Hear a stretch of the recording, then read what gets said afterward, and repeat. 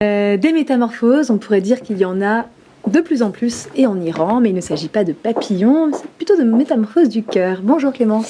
Bonjour Anne-Laurence. Effectivement, je voulais vous parler de l'Iran. En Iran, on constate qu'il y a une véritable explosion du christianisme et c'est un vrai paradoxe parce que sur place, l'Église est vraiment menacée en quelque part. Beaucoup de chrétiens, de leaders chrétiens sont emprisonnés.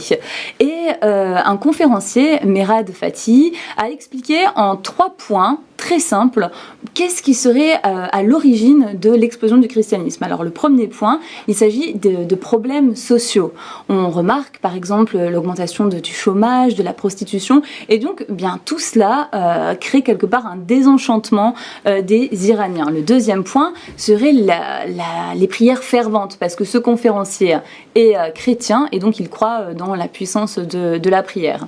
Ensuite, le troisième point, c'est des apparitions de rêves, de visions. Beaucoup de musulmans vivent en fait ces rêves. Et je voulais justement vous proposer d'écouter ce qui s'est passé dans une famille où la fille devenue chrétienne a été battue par son père parce qu'elle refusait un mariage forcé.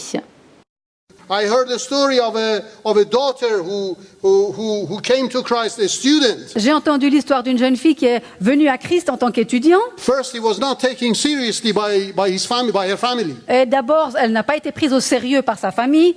But then they realized that she's continuing in her faith. Mais après, ils ont réalisé qu'elle continuait sa marche dans sa foi. They thought we give her in marriage to a Muslim and she will change. Et ils se sont dit, bon, on va la marier à un musulman et elle changera. But she didn't want. Mais elle a refusé. So they forced her. Ils l'ont forcée. And it was the day that these people, according to our tradition, come to ask for the bride, ask for the girl. Et le jour est venu où, selon notre tradition, les gens viennent pour demander l'épouse.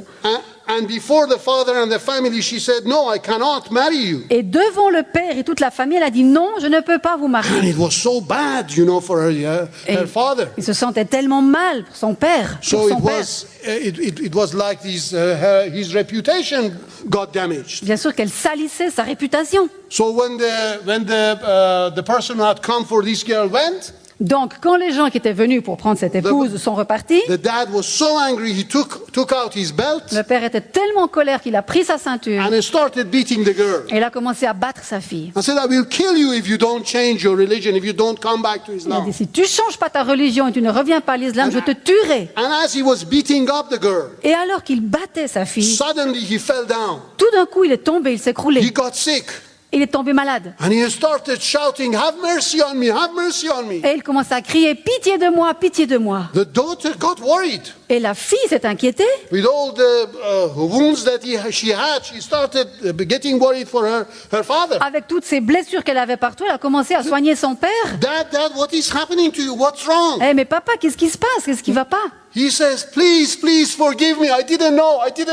Et il disait, mais s'il te plaît, pardonne-moi. Je ne savais pas. Oh, why? What is happening to you? Mais quoi? Qu'est-ce qui t'arrive? He said that I see Jesus standing behind you. Et il a dit, mais je vois Jésus debout derrière toi. And as I was beating you, I realized that I was beating Jesus. Et alors que je te tapais, je voyais que je fouettais Jésus.